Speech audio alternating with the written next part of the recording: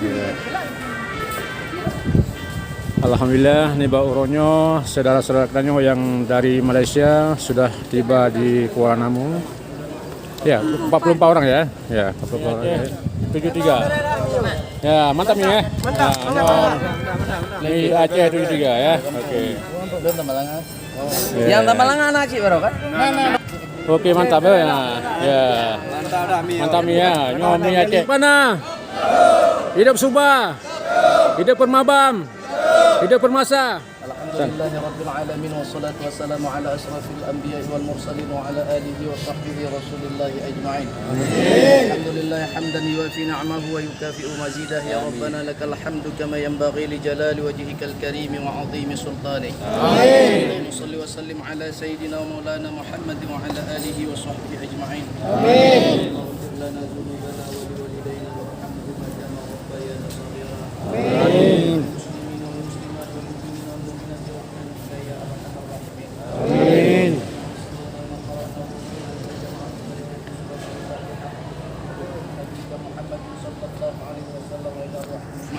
علينا هذا الجماعة برحمتك يا أرحم الراحمين. آمين. Bismillah. Pada Uronyo, kamu dari tim Cangpanah menjemput yang pulang dari Malaysia.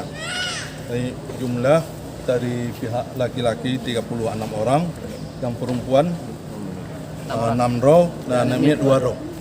Ya. Jadi doa dari kamu kerjasama dengan Subah, semoga adik-adik, ibu-ibu bisa sampai ke tujuan ke kampungnya masing-masing.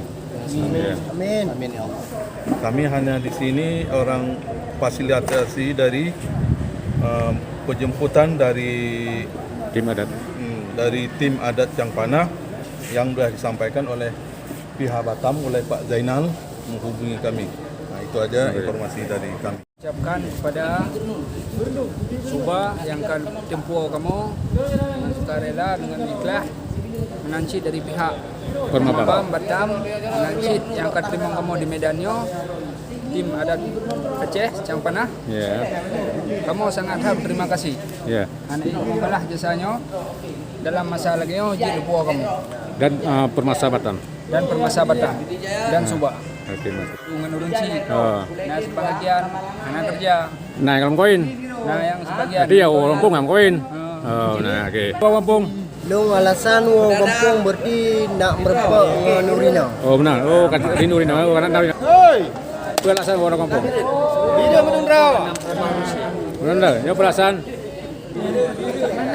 Yang pertama rindu Kurinci. Ah. Alasan kedua susah dalam untuk bekerja sementara di Malaysia. Alasan ketiga Yang koin. enggak Oh, kan. Makan pura-pura Lampung. Sebab hamil. Ya. Sebab hamil mau melahir. Oh melahirkan Lampung.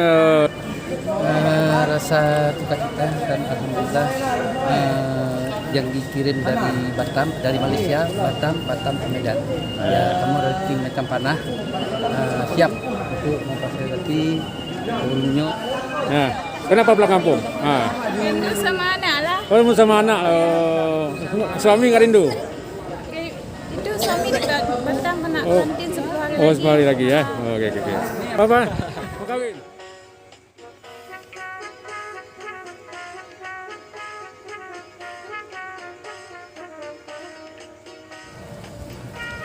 Ya, selamat ya. Memang pejuang-pejuang ini, pejuang kebaikan. Pejuang kebaikan.